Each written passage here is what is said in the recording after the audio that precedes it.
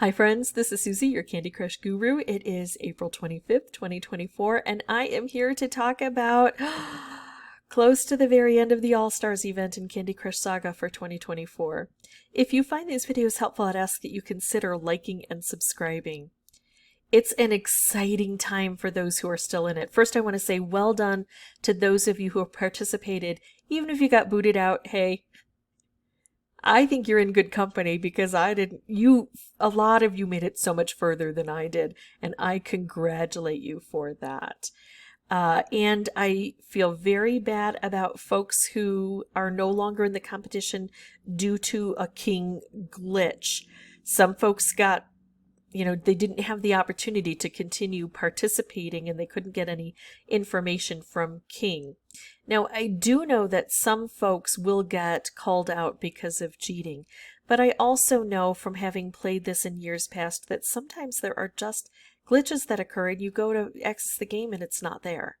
So I do, have a lot of compassion for those who are no longer in it through no fault of their own. All right. Now, let's talk about those who are still in it because yes, there are viewers who are still participating in this event and I am just a mix of emotions for you. I'm overjoyed and worried and concerned for your health and excited for the experience that you're having right now and that you might have in the future and hopeful that you will get your dreams fulfilled. And I'm not going to go through a lot of the terms and conditions because I've already done that and because those are laid out. If you search, Candy Crush Terms and Conditions 2024, you'll be able to find this page and go through everything and make sure that you meet all of the eligibility requirements. You come from one of the participating countries, you were 18 at the start of the tournament, so on and so forth. Also, if you're getting this close, don't worry about it now. Worry about the tournament and getting through. But before you actually accept and travel, make sure you read all of this legal information. If you have access to an attorney, it wouldn't be a bad thing to have an attorney go over all of this and give you information. There are going to be a lot of documents that you're going to be required to fill out. You want to understand what they mean. You want to understand what your rights are and what your obligations are, because this is indeed a contract and you have obligations based on this contract. And King has obligations too. So, yeah, just be prepared. But don't worry about that now. Right now, it's your time to play and play hard and get one of those spots secured. So let's talk about some of the questions that those of you who are still in the event have had recently. Some of you breezed through the early events. If I look at my little thing that I created here, no problem making it through the qualifier, the first knockout, the second knockout, and now things have gotten difficult. That's what happens. Because now you're competing against people who were in one of the top 5 spots here and one of the top 3 spots here, and it becomes super hard here. And my goodness, if you thought it was hard here, you are now experiencing this round.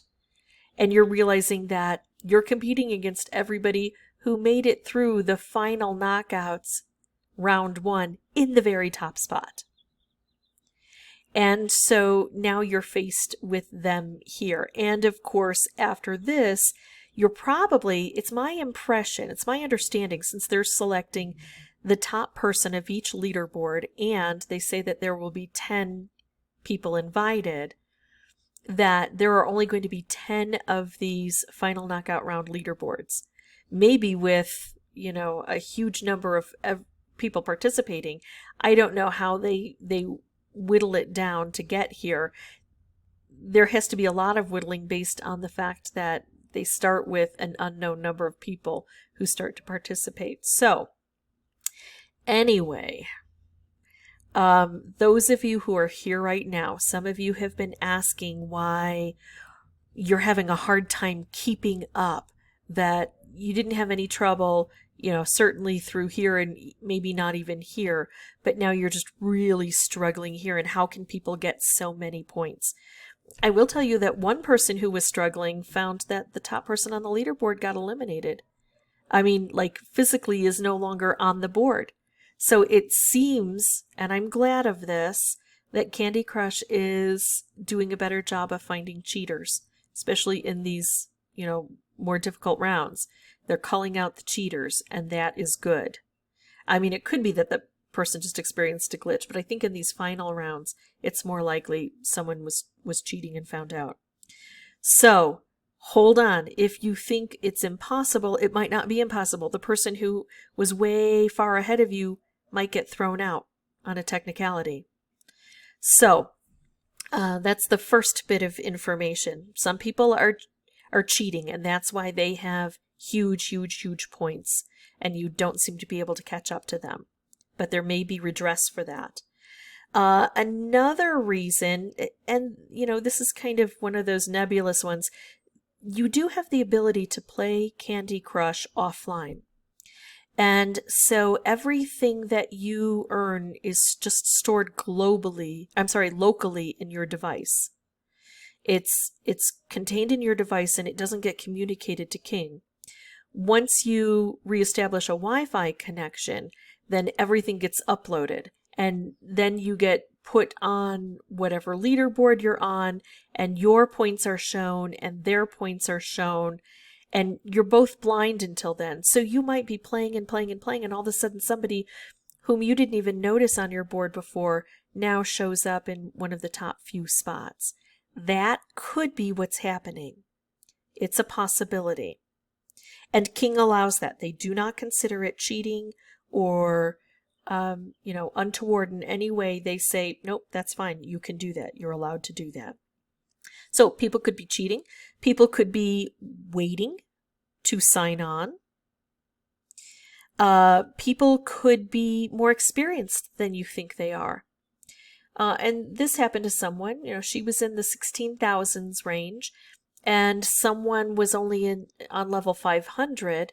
And in the final knockout first round, that person with level 500 was just, really persistently getting really good scores, advancing more quickly than she could keep up with. Well, and it is hard to understand because if you're in the level 16,000s, you presumably have more experience. However, that person very easily could have been playing for 10 years, could have also had a file that is in the 16,000s, and then either started a new file or even asked King to erase their data. You can do that. You can have King erase your data and start from level 1. And so maybe in preparation for this event, particularly, that person who is extremely experienced is down in level 500. So if you're a person who's at level 16,000 and you have all this experience, imagine how fast you would be if you then went down to level 500 and started beating those levels. It would be impressive. I used to think that, oh my goodness, this game is just luck. It's just luck. And I started playing and I was at the top of the leaderboard, top of, not the leaderboard, but the map. I had, every week they would only release 15 levels back then. I would, on Wednesday mornings, and on Wednesday mornings I would go ahead and I would beat all of those levels. And so I stayed at the top of the map. And then I decided to record my levels. So I went back down to level 1 and I started recording from level 1. And it's funny that even though I thought it took so much luck, I happened to get a lot luckier the second time through. And then when they completely changed the platform and I started again at level 1 at the very first level in Candy Crush, it was even easier. So experience has a great deal to do with this game. It may always feel like luck, but if you go down to the bottom, you'll realize you've gained a lot of information that helps you with a lot of different types of levels. So it could be that people are experienced, more experienced than it looks like they should be. Also, it could be that people just have faster systems. I had a friend who had 2 different computers, and during one of these events, he decided to see how much of a difference the two different computers had. And he found, and I don't know numbers, this is just anecdotal, but according to him, having a very fast gaming computer makes a big difference. So if you're on a phone and someone's on a high-powered gaming computer, they're probably going to move much more quickly through the levels and therefore be able to gain more points. I would imagine that everybody who makes it into the finals is going to have a high-powered computer. It gives them an advantage. And then another thing that people do is they spend. I have never spent any money on this game. I never intend to spend any money on this game. King makes millions of dollars on this one game alone every single day. Since I do not make millions of dollars, I don't want to give them my money. Also, that's just on a regular day. Can you imagine how much money they're making now when people are playing this game and spending hundreds of dollars on boosters? And I'm not talking about everybody who just the people who make it into the top 10. There's been a lot of spending for this event. King is smart. This is how they make their money. They're not going to tempt me into spending money I don't have, but they do tempt a lot of people into spending money they don't have or into putting their entire entertainment budget into this one game.